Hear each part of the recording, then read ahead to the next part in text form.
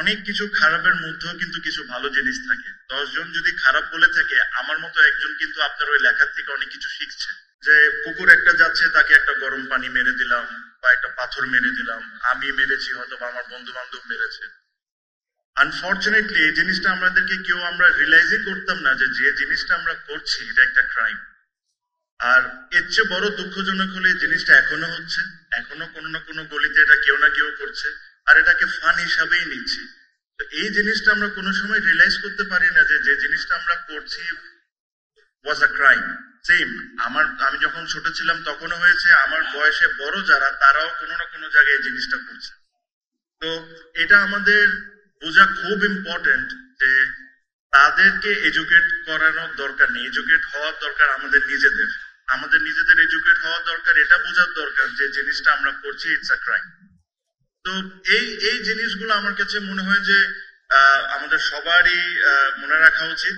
আর এখানে একজন আপু একটা কথা বলছিলেন, আমি শুনছিলাম বসে, যে যখন উনি ফেসবুকে লেখেন ওনার সাইবার বুলিং এর হইতে হয় বা অনেক ধরনের ব্যাড কমেন্টও শুনতে হয়। আপু, I understand what you are trying to say. আমিও এরকম কিছু দেখি, বাট অনেক কিছু খারাপের মধ্যেও কিন্তু কিছু ভালো জিনিস থাকে। 10 জন যদি খারাপ বলে থাকে, আমার মতো একজন কিন্তু আপনার ওই লেখার থেকে অনেক কিছু শিখছে।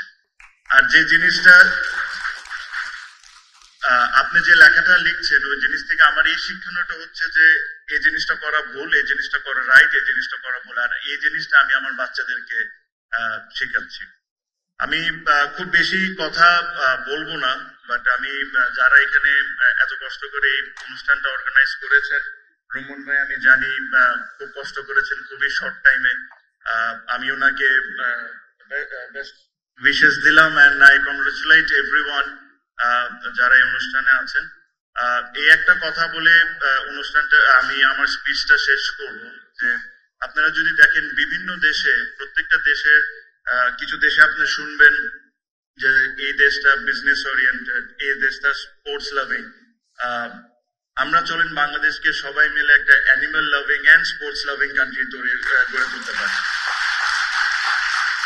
আরেকটা ছোট্ট জিনিস, আমি অনেক স্পিচ শুনছিলাম যে গভর্নমেন্টের এই হেল্প করার দরকার, গভর্নমেন্টের এইটা করার দরকার। আমি যে এলাকায় থাকি, আমি বনানী ডিওএইচএস এ থাকি, and if I am not wrong, এই রেসিডেন্সিয়াল এরিয়া বাংলাদেশের প্রথম রেসিডেন্সিয়াল এরিয়া যেখানে প্রতিটা street dogs are vaccinated and প্রতিটা স্ট্রিট ডগস এর নাম্বারড করা।